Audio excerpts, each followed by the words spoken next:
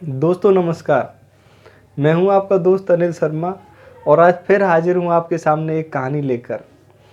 तो अगर आप इस चैनल पर पहली बार आए हैं तो इसको सब्सक्राइब कर लेना और वीडियो को लास्ट तक ज़रूर देखना।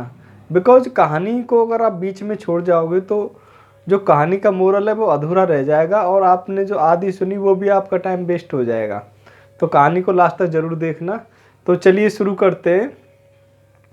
तो एक बार एक बाप और बेटे को एक गांव से दूसरे गांव में जंगल पार करके जाना था। तो वो दोनों चल देते हैं और जैसे ही वो जंगल में जाते हैं तो वो रास्ता भटक जाते हैं। अब वो एक जगह पे बार बार घूमकर वो एक ही जगह पे आ जाते हैं और वो फिर गांव से वापस जाने के लिए भी उनको अपना रास्ता दिखाई नहीं देता है, जिससे कि वो अपने गांव में भी वापस चले जाएं।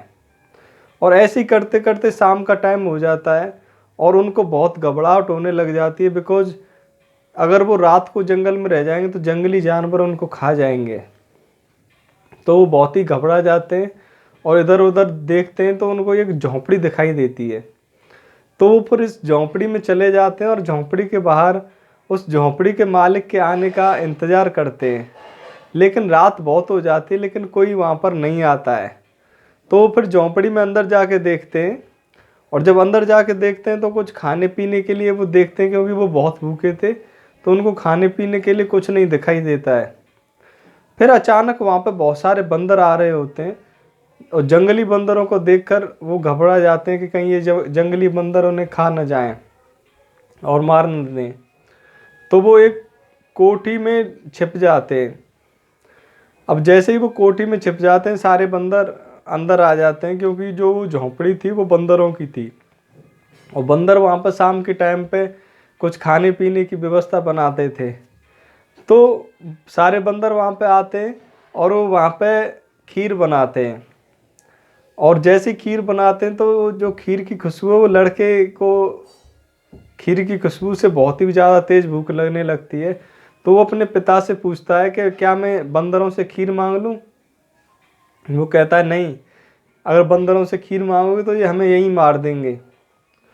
तो वो मना करता है बार बार, लेकिन बार बार ये खीर की खुशबू उस लड़के को परेशान कर देती है और लड़के का सब्र टूट जाता है और लड़का उनसे खीर मांग लेता है कि हमें भी खीर दे दो, हमें भी खीर दे दो।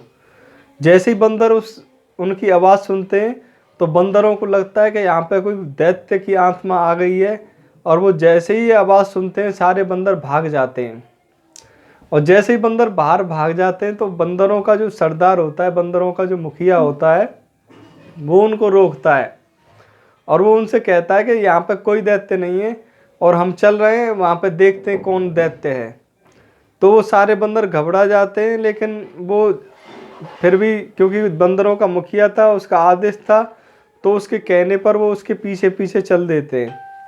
जैसे ही वो थोड़ा आगे जाते हैं और झोंपड़ी में देखते हैं तो जो उन्होंने खीर बना के रखी हुई थी उसमें से आधी खीर गायब हो जाती है।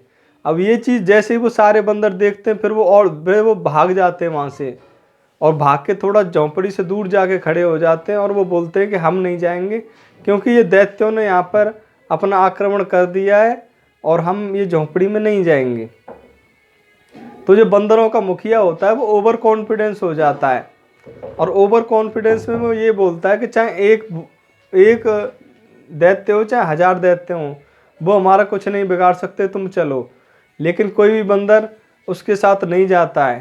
तो जो बंदरों का मुखिया होता है वो अकेला ही उस झोंपड़ी में चला जाता है और जैसे ही वो उस झोंपड़ी में जाता है वो वहाँ पर उस चारों तरफ देखता है तो जो स्कूटी में वो दोनों बैठे हुए थे वो उसके ऊपर बैठ जाता है और जैसे ही उसके ऊपर बैठता है तो उसकी पूंछ वहाँ पर लटक जाती है।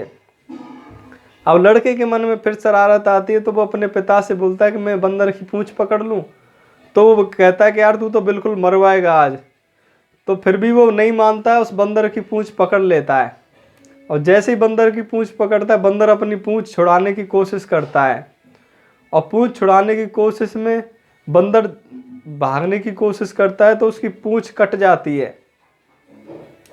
अब उसकी पूंछ कटा हुआ जैसे ही वो बाहर जाता है तो सारे बंदरों को यकीन हो जाता है कि इसमें झोंपड़ी में दैत्य आया हुआ था और दैत्य ने इसकी भी पूंछ काट दी है।